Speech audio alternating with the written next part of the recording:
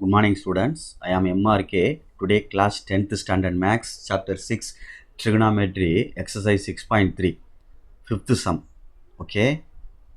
From the top of a lighthouse, of an angle of depression up to ships opposite sides இருக்கு ரெண்டு இப்படி கோடு போட்டு இது light house அப்படின்னா ரெண்டு சைடு இங்கிட்டும் இப்படி ரெண்டு சைடுண்டா தம்பி பார்த்து பொறுமையாக போட்டுக்கேன் ரெண்டு சைடும் சி லெவல் வந்து இந்த லைட் ஹவுஸ் லெவல்லே வர்ற மாதிரி. ஓகே, இப்போ நம்ம இது ஏன்னு ஒரு போட்டுடைய பொசிஷனும் பின்றது ஒரு பொசிஷன் எடுத்துகிட்டு சிடின்றது லைட் ஹவுஸுடைய ஹைட்டாக எடுத்துக்கிட்டோம்னா ஹச் மீட்டர் அப்படின்னு கொடுத்துருக்கு லைட் ஹவுஸு.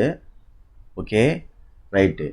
ஒரு இது வந்து 30 டிகிரி கொடுத்துருக்கு, ஒரு இது 60 டிகிரி கொடுத்துருக்கு, ஒரு இது 60 டிகிரி கொடுத்துருக்கு. ஓகேயா? Right, very good. ரைட்டு. அப்போ so that the distance between two ships அப்படின்னா ஏக்கும் பிக்கும் இடைப்பட்ட தூரம் இந்த டிஸ்டன்ஸு 4h/√3ன்னு ப்ரூவ் பண்ண சொல்லியிருக்கு. அப்போ இதை வந்து நம்ம எக்ஸ்ன்னு எடுத்துகிட்டு இதை ஒய்ன்னு எடுத்துகிட்டு ரெண்டையும் கண்டுபிடிச்சோன்னா ஆன்சர் வந்துடும். Okay good. Let A comma B be the position of two ships அப்படின்னு எழுதிக்க. இரண்டு கப்பல்களின் நிலை எண்கன்னு எழுதிக்க. Okay good. Let AC equal to X comma BC equal to Y என்கன்னு தமிழில் எடுத்துக்க.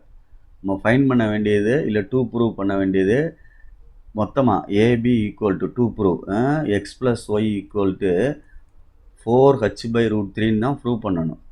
ஓகே, நெக்ஸ்ட்டு வந்து CD equal to H meter அப்படின்றது ஹைட் ஆஃப் த டவர்.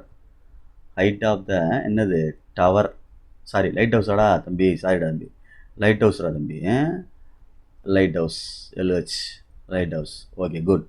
இப்போ எப்பயும் போல் ரெண்டு ட்ரையாங்கிள் ஆகிடு. இது வந்து ப்ரெசன்டேஷன் மேலே எழுதுறது அது உன்னுடைய ஓன் ஸ்கில்லு. இன் ட்ரையாங்கிள் டிஏசின்னு எழுதலாம், டிஏசி இல்லை சிஏடி சிடிஏன்னு எழுதினாலும் சரி. ஆங்கிளில் வந்து நடுவில் வர மாதிரி பார்த்துக்கோன்னு சொல்லியிருக்கேன்ல உன்ட்ட. tan தீட்டா தான் எல்லாத்துக்கும் வரும். tan 30 opposite by adjacent. Opposite meaning height house lighthouse வருது, இதுதான் ஆப்போசிட். சிடி இதெல்லாம் ப்ரெசன்டேஷன் பை ஏசி இதெல்லாம் ப்ரெசன்டேஷன். டேரெக்டாக h/hன்னு போட்டுடலாம். h/x ஈக்குவல் டு 30க்கு வந்து 1/√3 1/√3. ஓகே, அப்போ இதுலேருந்து எக்ஸுக்கு h கண்டுபிடிச்சோம்னா எக்ஸ் பை என்ன வந்துடும் √3ன்னு வந்துடும். Okay good. இதை எடுத்திருக்கேன். நெக்ஸ்ட்டு என்ன நெக்ஸ்ட்டு இந்த ட்ரையாங்கிள் இன் ட்ரையாங்கிள் என்ன triangle DBC tan 60 degree. Okay good. tan 60 வந்து opposite CD by adjacent CB அல்லது பிசி h/y. Okay good. அப்போ என்ன வந்துடும் √3. அப்போ y√3 ஈக்குவல் டு என்னடா இருக்குது ஹச் அப்படின்ட்டு இருக்குது. ஓகே, பார்த்து நிதானமாக செஞ்சுக்க. எக்ஸை கண்டுபிடிச்சி ஒய்யை கண்டுபிடிச்சி ரெண்டையும் கூட்டின ஆன்சர் வந்துடும்ல. அப்போ இதுலேருந்து எக்ஸை டெரிவ் பண்ணுவோமா? எக்ஸ் ஈக்குவல் டு இது கிராஸில் கொண்டு போனால் என்னடா தம்பி ஆயிரும் h√3. Okay good. இதை எடுத்துக்கிடுவோம். இதுலேருந்து ஒய் கண்டுபிடிச்சா என்னடா தம்பி வரும்? இதுலேருந்து ஒய் கண்டுபிடிச்சா என்ன வந்துடும் h/√3 அப்படின்னு வந்துடும். கீழே கொண்டு வந்தோம்னா h/√3. எப்படி வேணாலும் செஞ்சுக்க, உன்னுடைய விருப்பம் தான். ரொம்பலாம் நீ பயப்படாத, ரொம்ப தூரம் இழுத்துட்டு போகிறோம்னு நினச்சி பயந்துடாத. இந்த இடத்தோட சுருக்கிடலாம். புரிஞ்சு படித்தா ஈஸி தான். இதை மேலே மல்டிப்ளை பண்ணிவிட்டு √3 கீழே டிவைட் பண்ணிட்டோம்னா ஒய் ஈக்குவல் டு என்ன வந்துடும் h/√3ன்னு வந்துடும். ஒரு ஆன்சர் இங்கே வந்துடும். சரியா? அதே மாதிரி இங்கேயும் நல்லா கவனிச்சுக்க. இதுவும் ஒன்றும் இல்லை, ரெண்டே ஸ்டெப் தான், பயப்படக்கூடாது.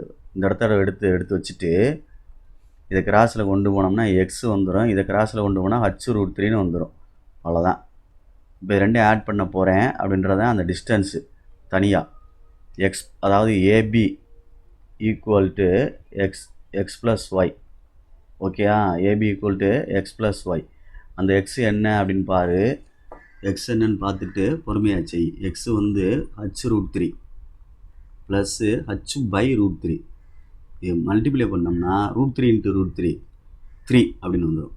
ஹச் ப்ளஸ் என்னது ஹச் பை என்னது √3. அப்போ 3h ஒரு ஹச் கூட்டினா என்ன வந்துடும் 4h பை என்னது √3. இதுதான் என்னது AB distance between two boats. சிப்புக்குள்ள கப்பல்குள்ள இடைப்பட்ட தூரம். Hence prove. Okay, very very important sum. So please கேர்ஃபுல்லாக படிச்சுக்க. சீரியஸாக சொல்கிறேன், ரொம்ப சிம்பிளான சம்மு, படிக்க ஸ்லோ லேர்னர்ஸ் கூட படிக்கலாம். எல்லாருமே படிங்க, ரொம்ப முக்கியமானது. ஸோ கேர்ஃபுல்லாக படிச்சுக்க. Thank you students.